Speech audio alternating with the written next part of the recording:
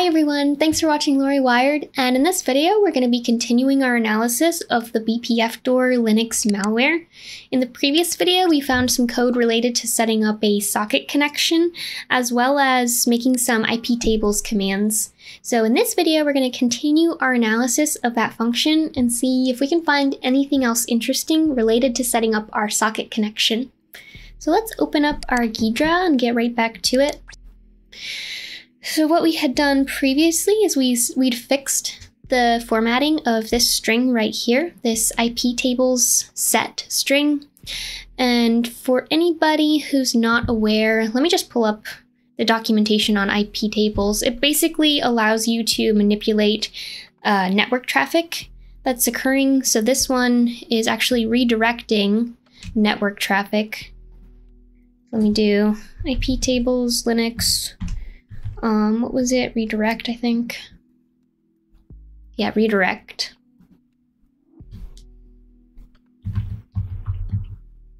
Redirect. And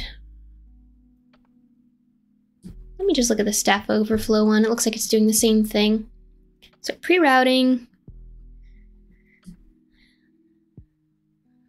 Taking a destination port 80. And then forwarding it to this IP address right here. Whoops, not that. And I think we were passing in a %s to stand for the string. %d, actually. So port is going to be specified by %d. Let me look at my string right here so I can read this easier. So pre-routing, -p, our port for TCP, -s, and then this string right here is going to be the IP address. Let me make sure I'm right here. -s, it was. Let me see what that -s flag is. iptables. I'll just pull up the man page for this, I think. Let's see what happens if we do -s. Well, that's not it. Maybe if I do a comma here. Okay, source. Okay, that's what it stands for. So this is going to be the source address. So this is going to be our IP address that's going to be receiving the network traffic. And that's specified by this %s format specifier. So if we have a string in there, that's going to get put into that %s right there. And then we have our %d for our destination port. --2 ports. Okay, looks good. So that was what we were looking at previously. We have a couple more strings here, it looks like. Let me see if I can just go ahead and fix these before we get to this nice part of our method down here. Let me just go through here and fix our strings. Maybe starting from the top, because I have a feeling that these strings, they don't really seem obfuscated or encrypted or anything, so this is probably going to give me a pretty good idea of what this method is doing, even before I analyze the actual code of it.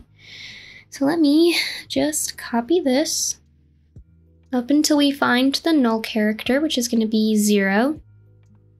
Nope. Okay.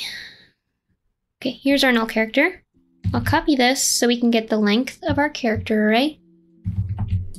Looks like 86. Go back to the top. Let me retype this. I'll make this a character array. 86. And okay, looks like another iptables command. I'll fix this as well.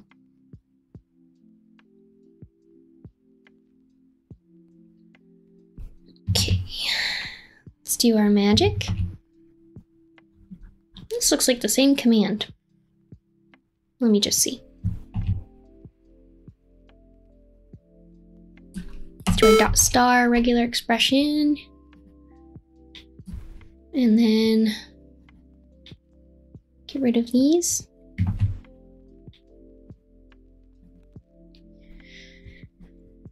Yeah, I think that's the same command. Interesting.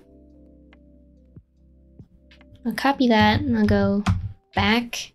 So that was the old command. That's the new command. Looks like we just have a, oh, we have a -D rather than a -A. I wonder what that's doing. Let me see. -A, let's try. Oh, append and delete. So this is creating the rule. This is deleting the rule, I think. Nice. Let me add that in as a comment. So that was -D. So I'm gonna call this delete. Cool. That was our one string. It looks like we've got another string right here.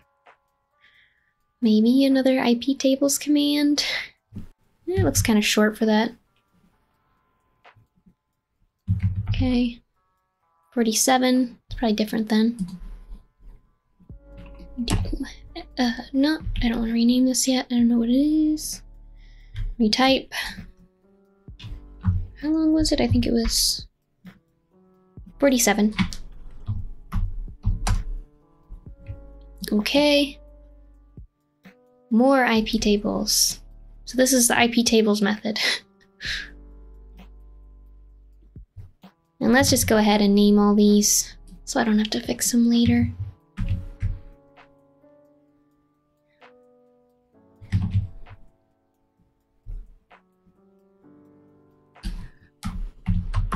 How many times can we do this?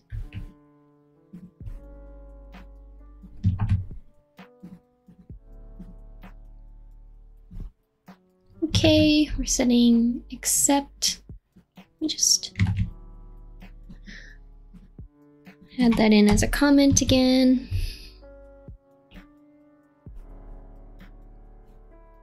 And let's rename this. So it's gvar, iptables, maybe accept. I think this is our, yep, this is our last string.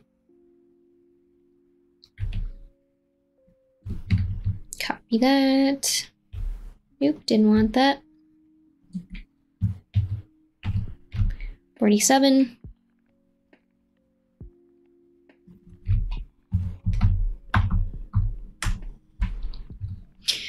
And big surprise, iptables. I think this is just deleting the other one that we created as well. So we have a -D and a -A version for all of these. But even so, let me just label these. No big deal.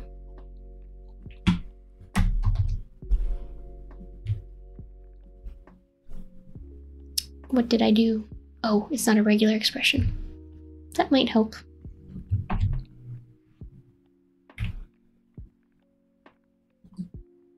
Yeah, that's just the -D version to delete the one that we created.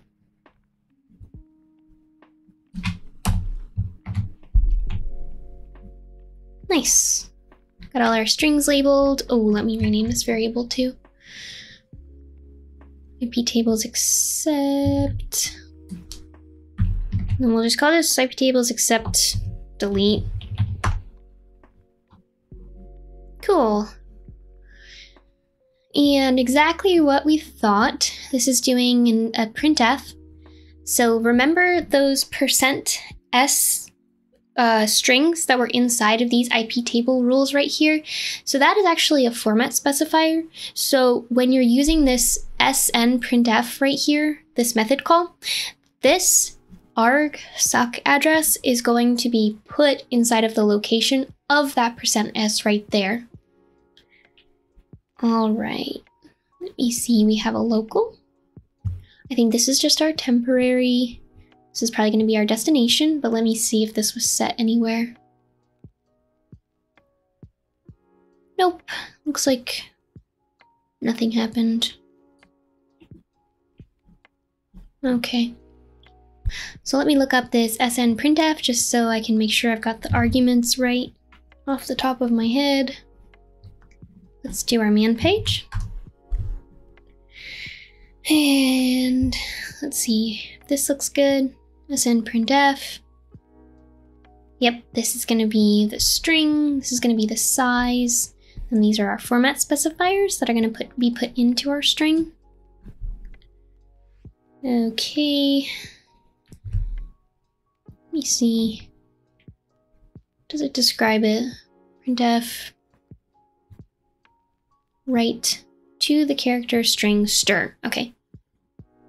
Yeah, so it's writing that to the stir argument, which was the first argument in this SN printf right here.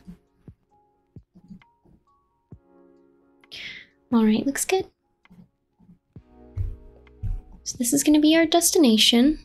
And then let's see, what can we call this variable? It looks like it's getting all of our IP tables commands. So I'll just call this var maybe IP tables string, since it's changing as we go. Putting it into here. Oh, we have a second one too, looks like. Let's say IP tables string 2, because we are really innovative with our variable names. We're doing memset. I think this is changing the permissions of the area that has our IP table string. Let me see. So we're sleeping for 1 second. Sleep 1. Memset. When in doubt, check the man page. Never assume you remember. Oh yeah, this was just filling our memory location. Fills the first n bytes of memory area pointed to by S. Okay, not really interesting. Don't care. So it looks like it's just doing some padding there with zeros. And then what was our system command? Look that up one more time.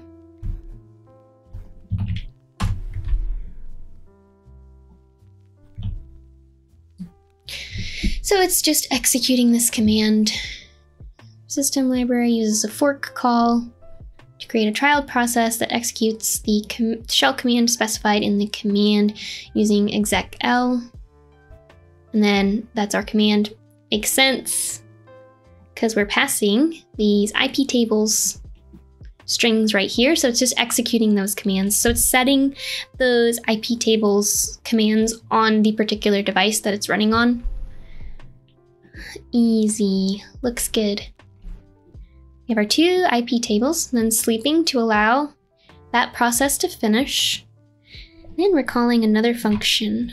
Let's take a look at that function, because it looks like we're checking the return value of that, and then doing some more calls based off of whether that was, I'm guessing, successful or not. Okay, what is this function? Looks like we're doing something with a file descriptor, and then we have our socket address. Except, what was our parameter? Take me back. Oh, we missed a function up here. How did we miss that? We're even using it here as one of the values that's getting put inside of our IP tables string. It's probably just going to be a number, because I think this last one was just a %d. Let me take a look at this real quick. Okay. Yeah, so this is binding. So this is more socket connection setup right here. More set sock opt, sock address. Okay. Let me see what I should name this. This is doing the actual binding, and then it's opening up, it's listening on this socket address. Let me name this var socket. If var ivar1, so if binding was successful, then we're returning the socket. Otherwise, we're closing the socket. Okay, I'm gonna call this malware socket bind. What was our parameter? Equals local 10, which looked like a counter variable.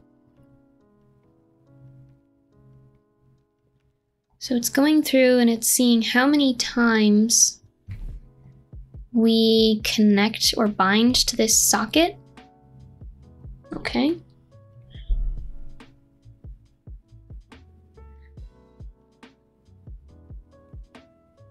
Yep. Otherwise, we're returning -1 if it was completely unsuccessful. Okay, cool.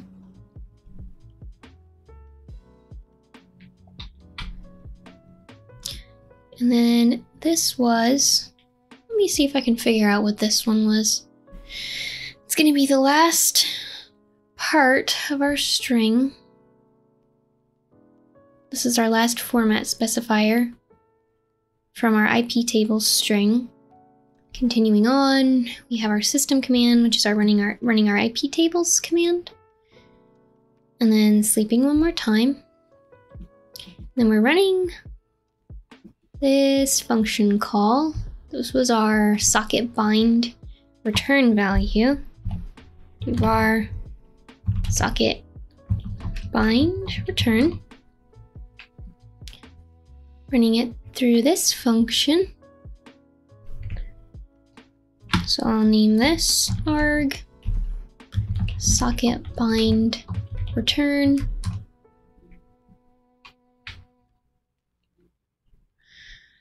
Okay, more socket setup. What's the select command doing?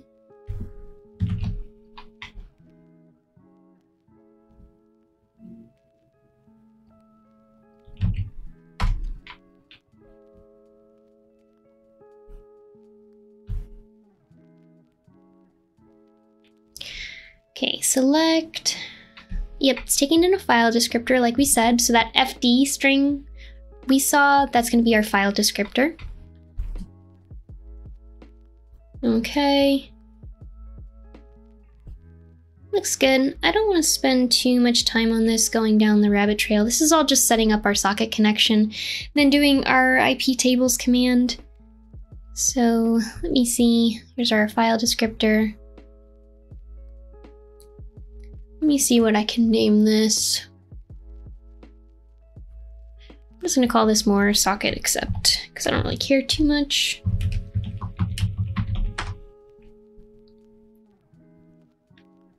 Let's go back. What is this? Oh, this is our IP tables delete. So this is undoing. So it looks like if this was unsuccessful, then it's going to be undoing our IP tables. Actually, I'm going to rename this IP tables string 2 because that was the one with the -d flag. So let me rename that. It's not exactly accurate. IP tables. Oh no, that was our 2. We named that in our local variable. What was this one? Okay.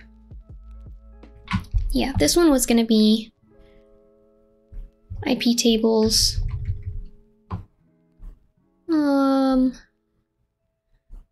Let's call this string delete.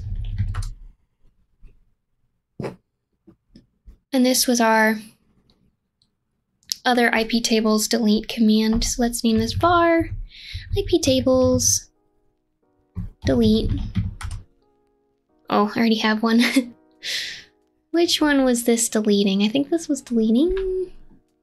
Oh man, I had bad naming conventions here. See, this is what happens when you name something not perfectly and you start getting too many of the same name.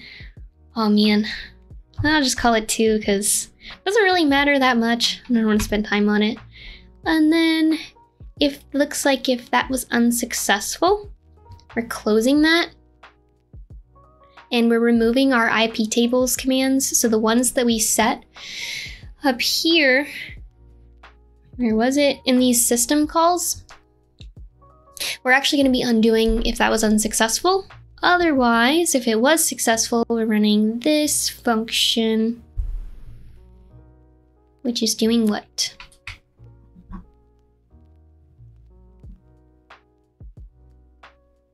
It's doing quite a lot.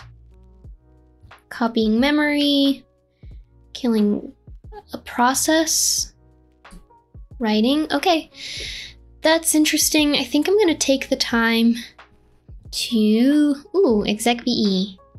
That's running another command. Yeah, okay, I'm definitely gonna take the time to analyze this function as well.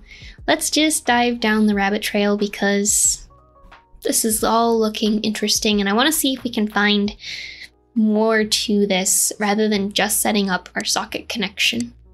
Sorry for the abrupt edit, guys. I went back to look at this video and it turns out it was just a little bit too long, so I had to cut this into 2 parts.